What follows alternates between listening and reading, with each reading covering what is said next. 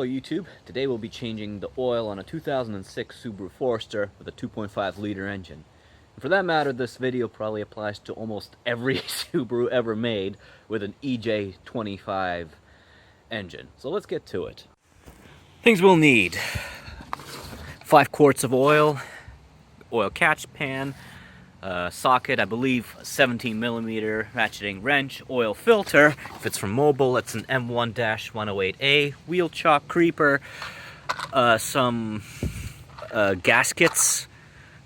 Not really necessary, but I'm going to replace it anyways. I believe it's M20, but I'm not sure. I'll find out when I do it. Funnel, and some wheel ramps, or some ramps. Which oil to get? Well, I always get 5W30 because 5W30 synthetic applies for basically every temperature under the sun. But if you have a need for a higher temperature, I believe you go up to like 10W30 or whatever. But these engines will take just about anything: synthetic, blend, and plain. Step 1, let the engine run for about 10 minutes to warm up the oil so it flows easier. Then put your car up on ramps, put your car in gear or park, and pull up the handbrake. And of course, chock your wheels. Safety first. Release the hood. Open up the hood. Remove the oil cap so that the oil flows easier. Prepare your catch can. Open up both these holes here. This one's so that air can actually come in, and this is where we will dump the oil. Just have it be ready under there for you. Locate the plug where your oil pan is. It's going to be the driver's side. Right here. There's the front driver's side wheel, and in relation to it, that's where the plug is. You might have a bit of plastic covering it here. Believe that's just held on by plastic clips, easily removed. I lost mine a long time ago. To remove, it's going to be a 17mm socket. I got that one. Nice. And it's going to be counterclockwise. And have that oil pan ready. Now be careful. Once you get it sufficiently loose, you can probably loosen it by hand, but you're going to have to do it in a very quick motion. Be sure to wear gloves and have your catch can right here, right under it. Do it in a quick motion because it's going to come running out, and it's going to be hot, hot, hot. Oopsie. All right. Got him.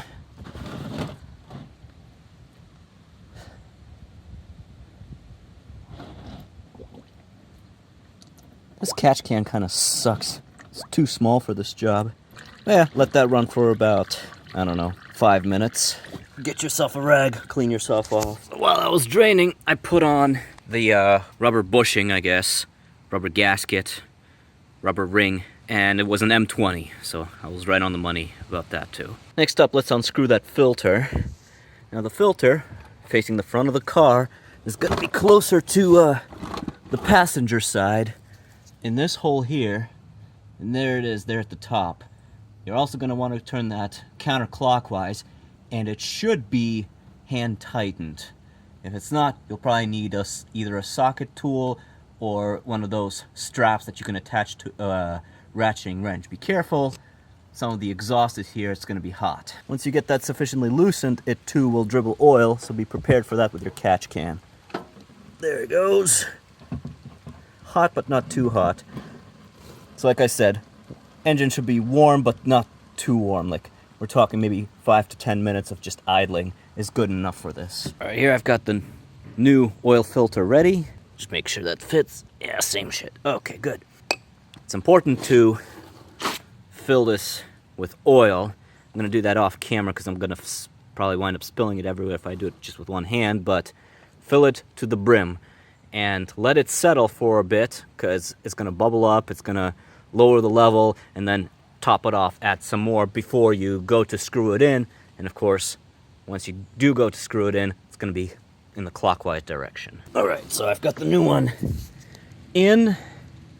There it is. It's kind of an oily mess, and it's really hard to get it tight by hand, so I just grab a paper towel to give it that final clockwise twist. Next, we're gonna put back our M20 plug here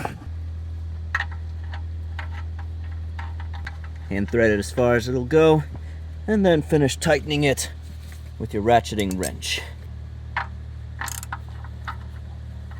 Come on.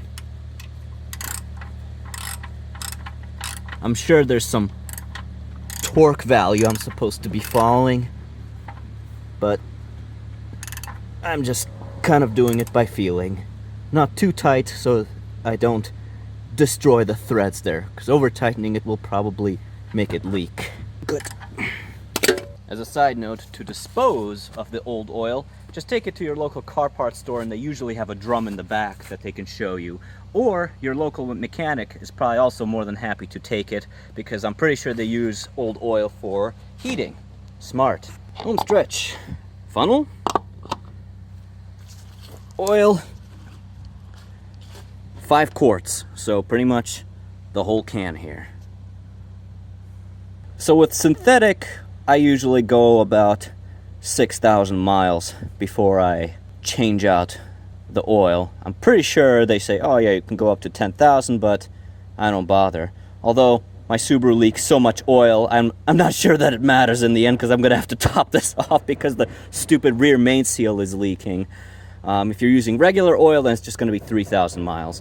As for the filter says 20,000 miles or 1 year. But me, I change the filter every time. Do I save money by doing this, or rather than going to a mechanic? Nope, not even close. Or maybe about par, except for maybe saving a bit of time and gas. So oil cap back on, and be sure to take note when your next oil change is supposed to be. Just put it there on your windshield somewhere, a little sticker. They have them at car parts stores. Thank you for watching. I hope this has been useful. Please like and subscribe.